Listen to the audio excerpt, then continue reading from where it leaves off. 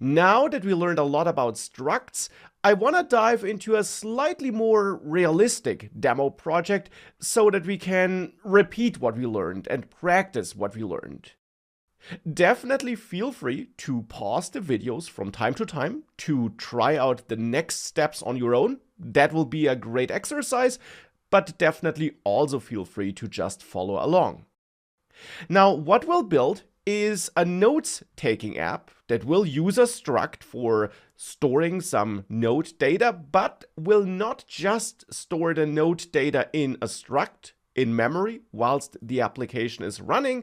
Instead, we'll also store our note data in a Node.json file. So a file that stores data in the JSON format, which looks like this. So that's what we'll build. And for that, I'm in a brand new empty folder, an empty project. And as a first step, I'll run go mod init and give this a path of example.com/note. And with that, we can get started working on that. Now I will get started by adding a main.go file. And of course, as you learned, this does not have to be named main. In most sections thus far, I did not use main as a name here, but it must be part of the main package, because this should be my main entry point for this application. And therefore, of course, we also need that main function, as you learned. Now, my goal with that application is to ask the user for the data that should be stored in a node, and then this data should be written to a file. Therefore, as a first step in this main function, we should get that user input for that node.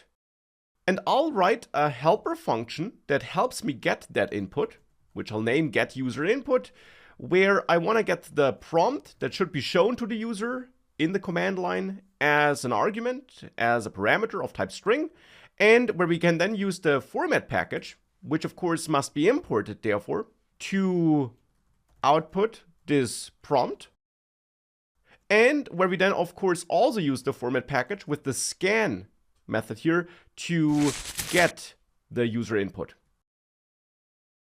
For that, I'll add a helper variable called value, which will be of type string, and I'll pass a pointer to that variable to scan, and then it's this value which I want to return. For that, of course, we must make it clear that a value will be returned by getUserInput, and I'm doing this by adding this return type.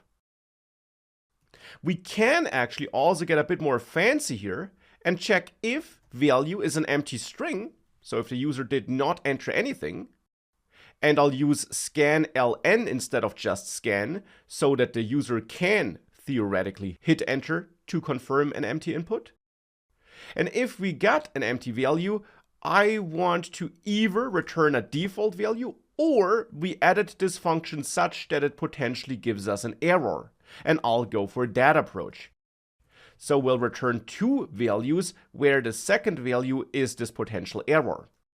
And I'll therefore return an empty string as a value for the input, but more importantly, I'll create and return an error with help of the errors package, which also must be imported if we have an empty input.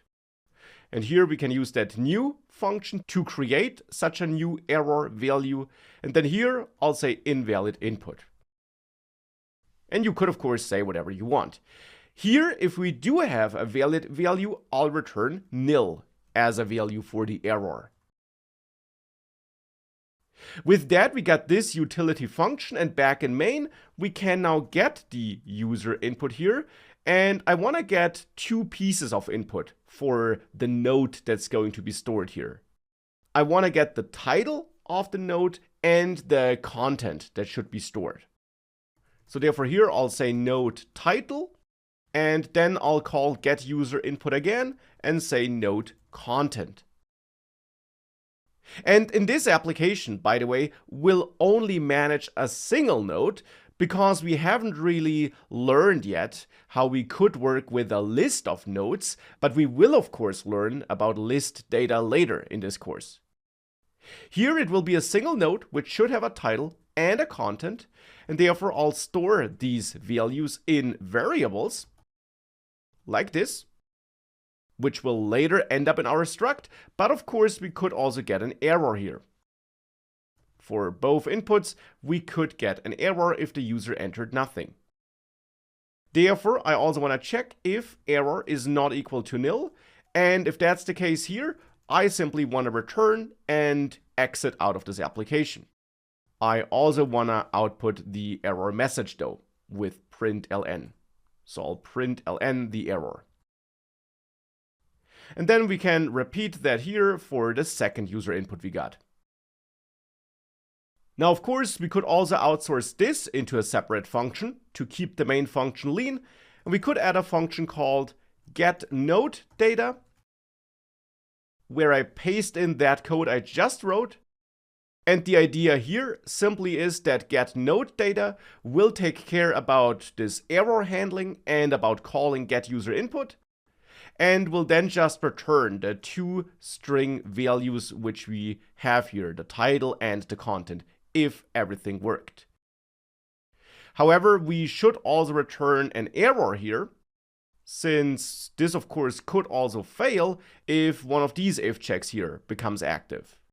So we might want to return the error here if we have an error, and return empty string values for the first two return values in that case, and do the same down here.